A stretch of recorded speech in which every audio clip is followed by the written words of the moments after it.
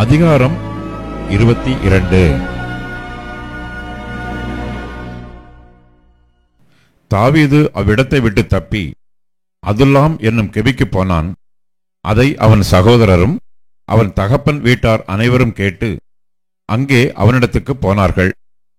ஒடுக்கப்பட்டவர்கள், கடன்பட்டவர்கள், முறுமுறுக்கிறவர்கள் யாவரும் அவனோட கூடிக்கொண்டார்கள்.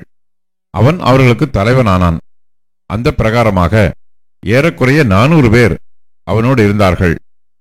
தாவீது அவ்விடத்தை விட்டு மோவாபியரை சேர்ந்த மிஸ்பேக்கு போய் மோவாபின் ராஜாவை பார்த்து, தேவன் என்னை எப்படி நடத்துவார் என்று நான் அறியுமட்டும் என் தகப்பனும் என் தாயும் உங்களிடத்திலே தங்கியிருக்கும்படி தயவு செய்யும் என்று சொல்லி அவர்களை மோவாபின் ராஜாவினிடத்தில் அழைத்துக் கொண்டு போய்விட்டான்.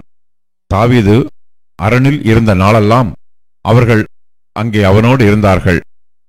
பின்பு காத் என்னும் தீர்க்கதரிசி தாவீதை பார்த்து, நீர் அரணில் இராமல் யூதா தேசத்திற்கு புறப்பட்டு வாரும் என்றான்.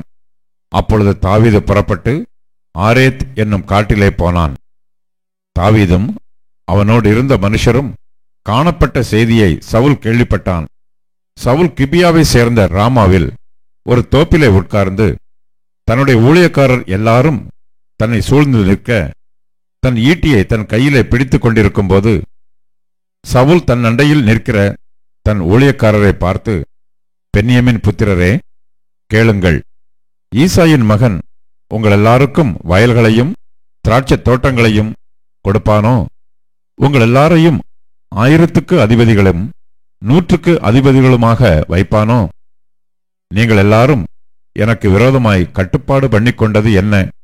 ஈசாயின் மகனுடனே என் குமாரன் உடன்படிக்கை பண்ணும்போது என் செவிக்கு அதை ஒருவனும் வெளிப்படுத்தவில்லை. எனக்காக பரிதாபப்பட்டு என் செவிக்கு அதை வெளிப்படுத்த உங்களில் ஒருவனாகிலும் இல்லையா?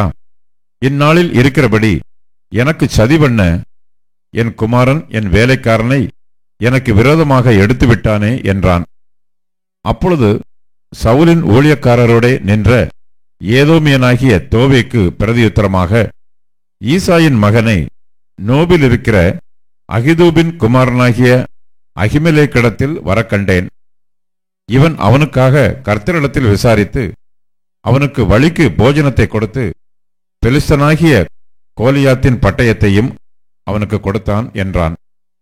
அப்பொழுது ராஜா அகிதூபின் குமாரனாகிய அகிமெலேக் என்னும் ஆசாரியனையும் நோபில் இருக்கிற அவன் தகப்பன் வீட்டாராகிய எல்லா ஆசாரியரையும் அழைப்பித்தான். அவர்கள் எல்லாரும் ராஜாவினிடத்தில் வந்தார்கள்.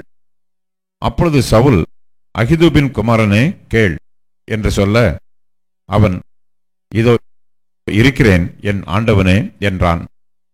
அப்பொழுது சவுல் அவனை நோக்கி, நீயும் ஈசாயின் மகனும் எனக்கு விரோதமாய் கட்டுப்பாடு பண்ணி இந்நாளில் இருக்கிறபடி எனக்கு சதி பண்ண அவன் எனக்கு விரோதமாக எழும்பும்படிக்கு நீ அவனுக்கு அப்பமும் பட்டயமும் கொடுத்து தேவ சந்நிதியில் அவனுக்காக விசாரித்தது என்ன என்றான். அகிமெலேக் ராஜாவுக்கு பிரதியுத்தரமாக, உம்முடைய எல்லா ஊழியக்காரரிலும் தாவீதைப் போல ராஜாவுக்கு மருமகனும் உம்முடைய கட்டளைகளின்படி செய்து வருகிறவனும் உம்முடைய வீட்டிலே கனம் உள்ளவனுமாயிருக்கிற உண்மையுள்ளவன் யார்? இன்றைய தினம் அவனுக்காக தேவ சந்நிதியில் விசாரிக்கத் தொடங்கினேனோ அது எனக்கு தூரமாயிருப்பதாக. ராஜா தம்முடைய அடியானாகிய என் மேலாகிலும் என் தகப்பன் வீட்டாரில் எவன் மேலாகிலும் குற்றம் சுமத்த வேண்டாம். உம்முடைய அடியான் இவைகளில் எல்லாம் ஒரு சிறிய காரியமாகிலும் பெரிய காரியமாகிலும் அறிந்ததில்லை என்றான். ராஜாவோ, அகிமெலேக்கே, நீயும் உன் தகப்பன் வீட்டார் அனைவரும் சாகவே சாக வேண்டும் என்றான். பின்பு ராஜா தன் அண்டையிலே நிற்கிற சேவகரை நோக்கி, நீங்கள் போய் கர்த்தருடைய ஆசாரியர்களை கொல்லுங்கள். அவர்கள் கையும் தாவீதோடு இருக்கிறது. அவன் ஓடிப்போகிறதை அவர்கள் அறிந்திருந்தும் அதை எனக்கு வெளிப்படுத்தவில்லை என்றான். ராஜாவின் வேலைக்காரரோ கர்த்தருடைய ஆசாரியர்களை கொல்ல தங்கள் கைகளை நீட்ட சம்மதிக்கவில்லை. அப்பொழுது ராஜா தோவேக்கை நோக்கி, நீ போய் ஆசாரியர்களை கொன்றுபோடு என்றான்.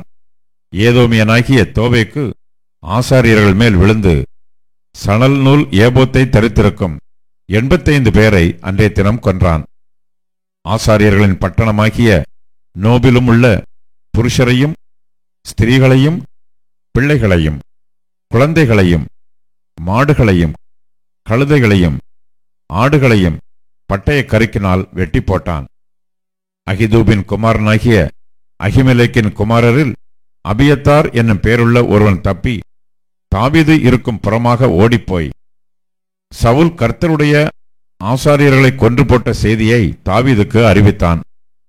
அப்பொழுது தாவீது அபியத்தாரை பார்த்து, ஏதோமியனாகிய தோவேக்கு அங்கே இருந்தபடியினாலே அவன் எவ்விதத்திலும் சவுலுக்கு அதை அறிவிப்பான் என்று அன்றைய தினமே அறிந்திருந்தேன்.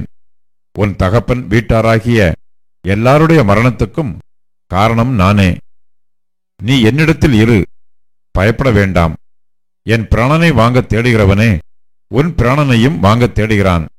நீ என் ஆதரவிலே இரு என்றான்.